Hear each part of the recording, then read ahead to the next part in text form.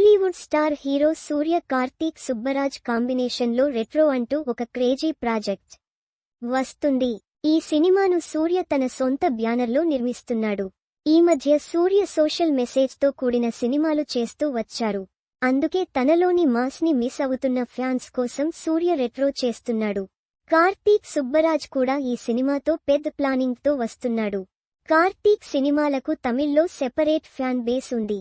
అందుకే రెట్రో మీద సూర్య ఫ్యాన్స్తో పాటు ప్రతి సినీ లవర్ కొన్ని అంచనాలు పెట్టుకున్నాడు. సూర్య రెట్రో సినిమాలో బుట్టబొమ్మ పూజా హెగ్డే హీరోయిన్గా నటిస్తుంది. ఈ సినిమాతో పూజా తిరిగి సౌత్లో ఫామ్లోకి రావాలని చూస్తుంది.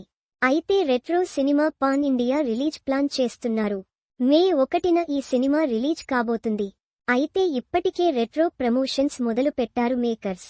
తమిళ్లో ఏమో కానీ తెలుగులో ఆ సినిమా హీరోయిన్తో ప్రమోషన్స్ చేస్తున్నారు. సూర్య రెట్రో గురించి పూజా హెగ్డే వరుస ఇంటర్వ్యూస్ ఇస్తుంది. తెలుగులో రాధే శ్యామ్ తర్వాత అమ్మడు మళ్లీ ఛాన్స్ అందుకోలేదు.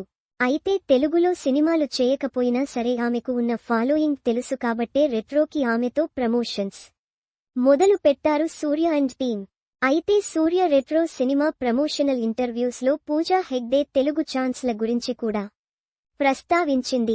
తెలుగులో నటించాలనే కోరిక ఉన్నా ఇక్కడ నుంచి సరైన ఛాన్స్లు రావట్లేదని అన్నది అమ్మడు. రెట్రో సినిమా తెలుగు ప్రమోషన్స్ పూజా హెగ్డేతో మొదలు పెట్టడంలో సూర్య మాస్టర్ ప్లాన్ ఏంటన్నది తెలియాల్సి ఉంది.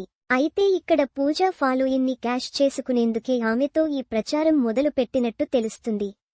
పూజా హెగ్డేతో మొదలుపెట్టి సూర్యతో ప్రమోషన్స్ అదరగొట్టాలని చూస్తున్నారు. సూర్యకు తెలుగులో కూడా మంచి ఫ్యాన్ బేస్ ఉంది. ఆయన ప్రతి సినిమా ఇక్కడ మంచి రిలీజ్లు అందుకుంటాయి. సూర్య రెట్రో సినిమాను తెలుగులో సితార ఎంటర్టైన్మెంట్స్ రిలీజ్ చేస్తున్నారు. అందుకే తెలుగు ప్రమోషన్స్ ని కూడా భారీ రేంజ్లో ప్లాన్ చేస్తున్నారని తెలుస్తుంది. తెలుగులో పూజా రెట్రో ఇంటర్వ్యూస్ ఇవ్వడం వెనక ప్లానింగ్ కూడా సితార వాళ్లదే అని టాక్. ఏది ఏమైనా సూర్య రెట్రోతో వింటేజ్ లుక్స్తో అదరగొడతాడని అంటున్నారు. మరి కార్తీక్ సూర్య కాంబో నిజంగా ఆశించిన రేంజ్ ఫలితాన్ని అందుకుంటుందా లేదా అన్నది చూడాలి.